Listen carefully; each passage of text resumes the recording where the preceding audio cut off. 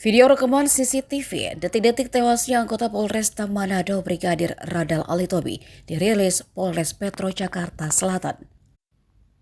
Hasilnya disimpulkan polisi jika kejadian itu murni Brigadir Radal akhiri hidup sendiri. Dalam video terlihat rekaman sebelum korban tewas. Ia menurunkan penghuni rumah dari mobil Alphard yang dikendarai pada Kamis 25 April. Seusai seluruh penumpang turun, Brigadir Radal yang seorang diri mengarahkan mobilnya ke arah halaman lainnya. Korban sempat memarkirkan kendaraannya sejenak sebelum menuju lokasi tewasnya. Ia pun sempat berhenti beberapa saat sebelum Alphard tersebut menabrak mobil lainnya. Tidak berapa lama terdengar bunyi letusan senjata api sebelum mobil tersebut bergerak dan berhenti karena menabrak mobil di depannya. Setelah itu datanglah sejumlah saksi melihat keadaan korban, termasuk penghuni rumah yang menggendong bayi dan ada seorang anak kecil yang sebelumnya menumpang mobil tersebut. Adapun kasus ini kemudian ditutup setelah Polres Metro Jakarta Selatan menyatakan Brigadir Radal tewas karena bunuh diri. Belum diketahui motif korban mengakhiri hidupnya.